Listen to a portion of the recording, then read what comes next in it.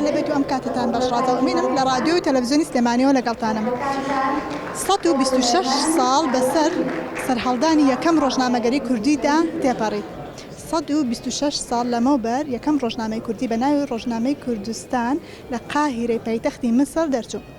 ئەمڕۆ بزانین ڕۆژنامەنووسانی شاری سلێمانی چی دەڵێن لەو بارەیەوە لەگەڵمان.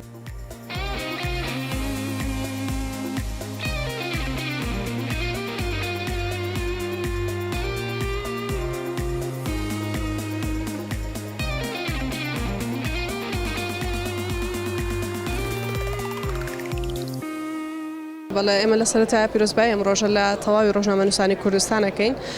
ئەمڕۆ 126 ساڵ بەسەر دەرچوونی یەکەم ڕۆژنامەی کوردی تێ ئەپەڕێت بە خۆشحاڵیەوە ئەو کاروانە لە ئێستا لە ڕابردووە هەتا ئێستا بەردەوامی هەیە و پیرۆزبایان لێکەنی هیوای سەرکەوتنیان بۆ خوازین. لە ئێستادا دۆخی ڕۆژنامەنووسان چۆن دەبینن؟ واللهی ئەتوانین بەگشتی تا ڕادێکی باش لە دۆخێکی باشن، بەڵام بێگومان کەم و کورتی و ئاستەنگ و تەنگ و چەڵەمەژێن تە بەردەمیان، بەڵام بە خۆشحاڵیەوە ئەتوانین لە ئاستێکی باشە پۆلێنیان بکەین و دەستنیشانیان بکەین لە ئاستێکی باشیان بڕیوە. ئێوە ئەمڕۆ لێرە مەراسیمێکتان ساز کردەوە و ڕێکخراوی شار. ئامانجتان لە سازدانی ئەم مەراسیمە چ شتێکە؟ ئێمە ڕێکخراوی شار ساڵانە و تەواوی ساڵەکە تەواوی بۆنەکان بەسەر ئەکەینەوانێ و ئەو ڕۆژە بەرزڕاگرین، بەڵام بۆ ئەمڕۆ لە یادی ڕۆژنامەگەری کوردیا پێمان باش بوو ڕێزلێنان بۆ کۆمەڵێک لە کەناڵ و ئەو ڕۆژنامە کۆنانی کە لە هەرێمی کوردستانە دەرچوون ڕێزلێنیان پێشکەش بکەین لە پای ئەو خزمەتی کە کردویانە بە ڕوتی میدیای کوردی لە هەرێمی کوردستانە. ئامانجی ئێمە تەنیا ڕێزگرتنە لەو ماندووبوونی کە ئەوان بە درێژایی چەند ساڵی ڕابردوو هەیان بووە.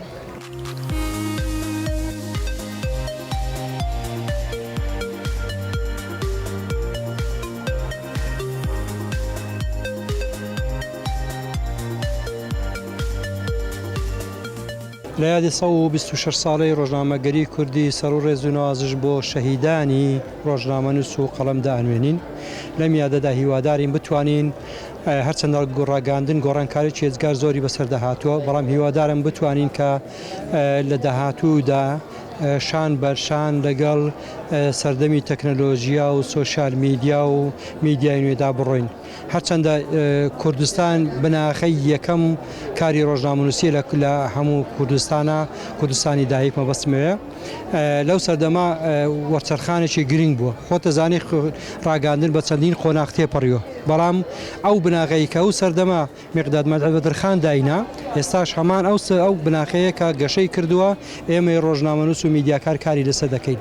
بە تاکید میدیا بەو تەقلیدەی جاران نەماوە، ئێستا گۆڕانکاری چێزگار زۆرە. هیوادارم ڕۆژنامەنووسانی کوردستان کەناڵەکانی ڕاگاندن خۆیان لەگەڵ سەردەمدا بگونجێنن، پەیامەکانیان گۆڕانکاری بەسەردا بێت، سەردەمی خێرا گەیاندن و خێرا نووسینی پەیام و کورتکردنەوەی مەسەج زۆر گرنگە لە کاری ڕاگاندنە. بە ئومێدم لە داهاتوودا بتوانین درێژە بۆ خەباتە بدەین و زیاتر لە بە فۆرمێکی تر بە شێوازێکی تر درێژە بەکاری ڕۆژنامەنووسی بدەین. باسی تەکنەلۆژیا و زیرەکی دەستکرد دەکرد. تا چەندە کاریگەری هەبووە لەسەر ڕاگەاندنی کوردی؟ کاریگەری خراپی هەبووە یا باش؟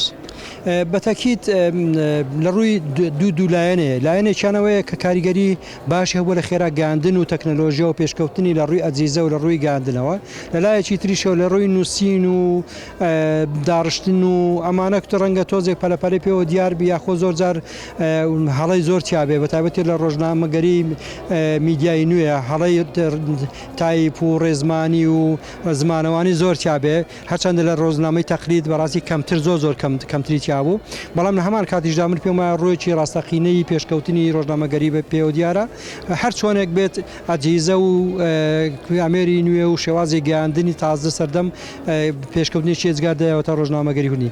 زیرەکی دەستکردیش من ترسم لە ئایندە هەیە، بەڕاستی زیرەکی دەستکرد کە جێگای کامیرەمان بگرێتەوە، جێگای پاملێر بگرێتەوە، جێگای بێژەر بگرێتەوە.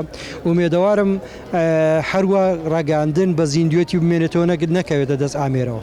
باش مامۆستاگەن تۆ کۆمەڵسایەکی زانکۆ، تا چەندە زانکۆ و پەیمانگاکان بە تایبەتی بەشەکانی ڕاگەاندن ڕۆڵیان هەیە لە بەرهەمهێنانی ڕۆژنامەنووسی سەرکەوتوودا؟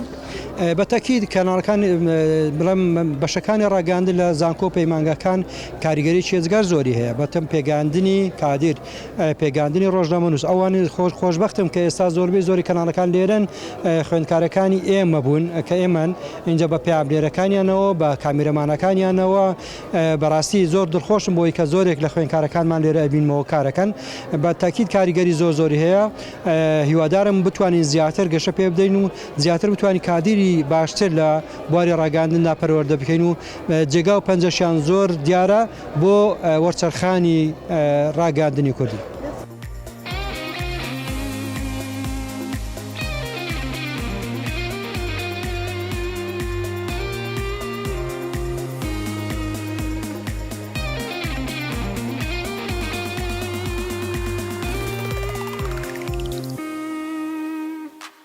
جێ خۆی دیشانازی بکەین بە ڕابردوومانەوە. مەلیکی ئێمە لە ئەشکەوتەکانی کوردستانە ڕۆژنامەی دەرکردووە. میرەکانمان سەرقاڵی کاری ڕاگەاندن و میدیا بوون. شۆڕشەکانی ئێمە چ لە ڕێگەی نامێلکەوە چ لە ڕێگەی بڵاوکراوەوە لە شاخەکانی کوردستانە ئێزگەیان دامەزرانەوە. خاوەنی ئەم ڕابردووە تێر و تەسەرین، خاوەنی ئەم ڕابردووە پڕشانازیین. ئەمڕۆ لە دوای ساڵی 1992 خاوەنی 1700 کەناڵی ڕێگە پێدراوین، بینرا و بیسرا و خوێنرا و ئەلەکترۆنی.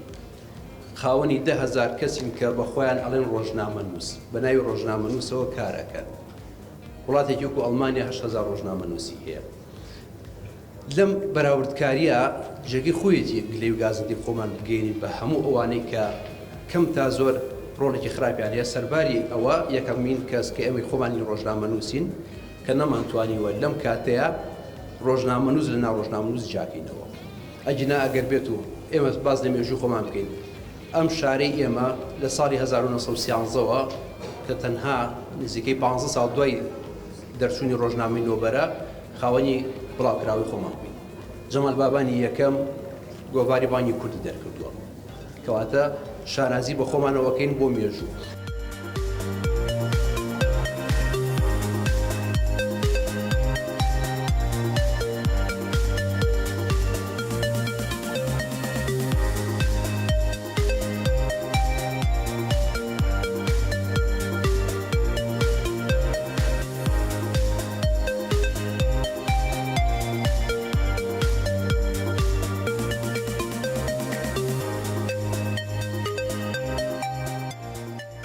پیرۆز بێت لە جەنابیشت لە تەواوی میدیاکاران ڕۆژنامەنووسانی کورد و تەواوی جیهان گەردەنگمان پێیان بگا هەڵبەت، بەڵام ئەوەی گرنگە کوردستانە ئومێد دەکەم لەم ڕۆژەیە جەخت بکرێتەوە لە پاراستنی گیان و ژیان و کار و پیشەی هەریەک لە میدیاکار و ڕۆژنامەنووسان کە کار دەکەن لە هەر وێستگەیەک بێت، لە هەر دام و دەستگایەک بێت، سەر بە هەر چلایەنێک بێت. هەڵبەت وەکو ڕۆژنامەنووس یاخود وەکو میدیاکارە گەر قسە بکەین ڕوبەڕووی زۆر ڕەخنە و کێشە و هەندێک جاریش کاتی کارکردندا تووشی زۆر گیر و گرفت دەبێت تەنانەت هاوڵاتێکی سادەشەوە کە ئەگەر هیچ سەریش لە کاری ڕۆژنەمانی دەرنەکات هەڵبەت کێشە و گرفتەکان زۆرن، بەڵام گرنگ ئەوەیە ئێمە بەردەوام بین پیرۆزبایی لە تەواوی میدیاکارانەکان بە بۆنەی 126مین ساڵیادی ڕۆژنامەگەری کوردیەوە و ئومێد دەکەم هەریەک لەو ڕۆژنامەنووس و میدیاکارانی کە کار دەکەن لە تەواوی بوارە جیاوازەکاندا بەڕاستی ئەوە بپارێزن کە ئەوان دەنگ و ڕەنگی خەڵک بن، ئەو بابەتانی کە دەیگەێنن بە بینەر و بیسەر و خوێنەر بە شێوەیەکی ڕێک و جوان وەکو خۆی بێت، بێ چاواشەکاری، بەبێ خۆڵکردنە چاوی بینەر، بەبێ کاپشنێک کە تۆ بتێ بە کاپشنێک سەرنجی بینەر ڕابکێشیت و دواتر ناوەڕۆکەکە وەکو کاپشنەکە نەبێ. هەڵبەت ئەمە لە ئێستایا دەبینین لە بەشێکی زۆری سایت و پەیج و بەتایبەتی ئەوانەی کە هێشتا وەکو کەناڵێکی فەرمی کار ناکەن. ئومێد دەکەم هەمیشە سەرکەوتوون بەردەوام بن لە کارەکانیان و داوا لەو ڕێکخراوە و باڵێ ئەو شوێنانش دەکەم کە مافی ڕۆژنامەنووسان دەپارێزن، زیاتر کار بکەن بە ئەوەی هیچ تاکێک لە ڕۆژنامەنووس تووشی هیچ کێش و گرفتێک نەبێتەوە، وەکو ڕۆژنامەنووسێک بتوانێت بە ئازادی کارەکەی خۆی بکات. سپاس بۆ ئێوەش.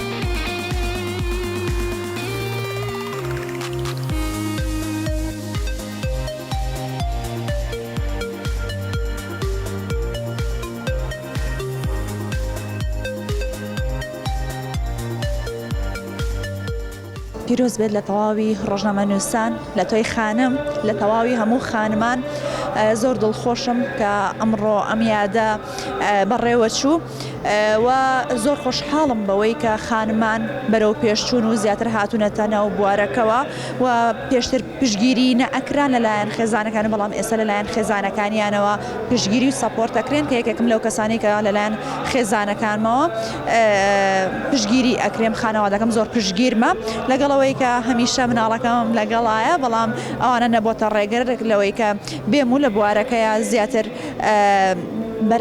پەرم پێداوە و بەبەردەوام بووم لە کارەکەمە و هیوادارم و دەستگایانەی کە کاری لێ ئەەکەین ئەو خانمانە نەکەنە کاڵایەک و بەکاریان بهێنن وەک وەچ هەیە وەکو ئەوەی کە بۆ ئەکتیف بەرزکردنەوە یاخود بۆ بەکاریان من دوجار ئەو خانمە ئەبێت بتە قوربانی لەبەرەوەی کە ئەو دیارە ئەو کەسانی کە لە ناو دەستگاکەیان جا لە باسی خانم و ئەو کرد هەست ناکەی ئێستا تێکەڵاو بۆ پیشەکان کچە مۆدێل لەگەڵ پێشکەشکاری و بێژەریا تێکەڵاو بووە زۆر تێکەڵاویان کردووە زۆر ڕوبەڕووی خۆ هۆکارەکەی ئەگەڕین تۆ بۆچی هۆکارەکەی بۆ ئەوە ئەگەڕێنمانەیە کە دەستگاکان میدیاکان ئەیانەوێت خانمانی ژۆک و کچە مۆدلەکان تەسەڕوفاتکەن جلوبەرێک لەبەرکەن بۆ زیادکردنی ئەکتیڤ و ڤیو ئەی بەگشتی و بەتایبەتی لە شاری سلێمانی دۆخی ڕۆژنامەنووسان بەگشتی بە تەنها بەسی ئافرەت نەکەین لەبەرەوەی ڕۆژەکەی ئافرەتانی ڕۆژنامەنووس نییە ئی ڕۆژنامەگەری کوردووە بەگشتی لە شاری سلێمانی دۆخی ڕۆژنامەنووسان چۆن دەبینیت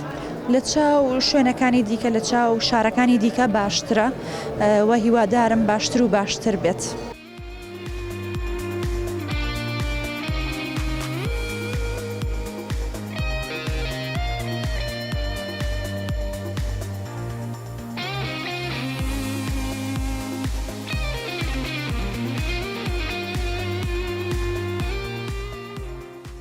سەرەتا پیرۆزبایی ساڵیادی ڕۆژنامەگەری کوردیەکەم کە بەڕاستی بۆنەیەکی گرنگی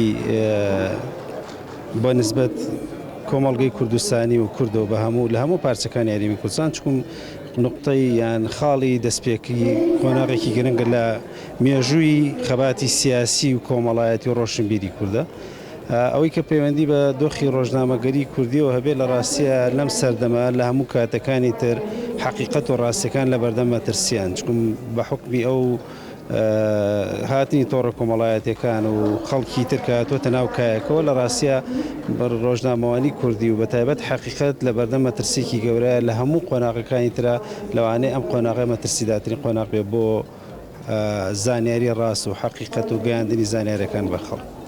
تەکنەلۆژیا تا چەندە کاریگەری هەبووە لە ڕاگەاندنی کوردیدا وەگەر کاریگەری هەبووە خراپ بووە باش بووە ئێمە باسی تەکنۆلۆژیا بکەین بۆ کۆی ڕۆژنامەوانی لە ڕاستی سفادی باشێ بۆ بەڵام ئەگەر ئێمە باسی ئەوە بکەین کە تۆڕە کۆمەڵایەتەکان لەگەڵ ئەمە کاتۆ لە ڕاستیە خەڵک ئێستا جیاوازی ناکە لە نێوان ئەو بابەتانی کە لە تۆڕە کۆمەڵایەتەکان لە هەر ئەکاونتێکی شخصیەوە یان پیجێکی فەیکەوە بڵاوکرێتەوە لەگەڵەوەی کە دامەزراوەیەکی فەرمیکە بۆیە ئێستەمە بوو بە گرفتێکی گەورە نەک لە هەرێمی کوردستان لە ئاسی دنیا بۆ لەبەرەوە هەواڵی ناڕا زۆر بڵاوە بێتەوە بۆ چوونە شخصەکان وەکو زانیاری پێشکەشەکرێ بە خەڵک بۆ ئێستەمە بۆ بە گرفت لە ئاسی هەموو دنیا. دکتۆر جەنابیش وەکو پسپۆرە لەبارەی ڕاگەاندن وەکو مامۆستایەکی زانکۆش تا چەندە زانکۆ و پەیمانگاکان توانیویانە ڕۆڵیان هەبێ لە پێگەیاندنی ڕۆژنامەنووسی سەرکەوتوودا. خۆی لە ڕاستیە وەکو مەتریال لە زانکۆکانە هەموو مەتریاڵانە کە خوێنەوە مادانی کە خوێنن مادەیەکن کە ڕۆژنامەنووسی پرۆفشنال پێشکەش بکرێت بەڵام ئەکەوێتەوە سەر ئەو ڕۆژنامەنووسە دواتر کە تەخەڕوجەکە لای ئێمە ئەو ڕاگەیاندکارانە کە وەکو خوێندکار دواترە بن بە ڕاگەیاندکار تەخەڕوجەکەنەوە ڕۆنە دامەزراوەیەک تەستیمی ئەوە واقع بوون کە دامەزراوەکە ئەوێتەوە بۆیە وەکو زانکۆ کاری باش کراوە مەتریاڵەکان و مادەکان کە لە زانکۆکانە بەڕاستیەوێ ڕۆژنامەنووسی پرۆفشنال پێ بگەینە بەڵام ژینگە واقعەکەی میدیای کوردی ڕێگرێ لە بەردەمەوە. دکتۆرگیان ئامۆژگاری چیە بۆ ڕۆژنامەنووسان بەتایبەتی بۆ ئێمەش کە قوتابی خۆتین وەکو ئامۆژگاریەکیان جۆرێک لە بیرخستنەوە لە ڕاستیە ئێمە گرنگە ئەرکە ئەساسەکەی خۆمان کە گەیاندنی حەقیقەتە بە خەڵک بۆی خەڵک بەرچای ڕوون بێت بڕیارێکی دروستدا لەو ڕووداوانەی کە ڕۆدا پێویستەکەیەوە دەستبەرداری گەیاندنی زانیاری نەبن بە دوای حەقیقەتەکانە بگەڕێن و هیلاک بن چکم ڕاستیە ئەم ئەرکی ڕۆژنامەنووس ئەرکی کێرەوە ئاسایینی ئەرکێکە بەرپرسیارەتی لەسرە و بەرپرسیارەتیش بەڕاستی پێویستی بە ماندووبوون و شەونەخوونی هەیە بۆی بتوانین بگەیبی.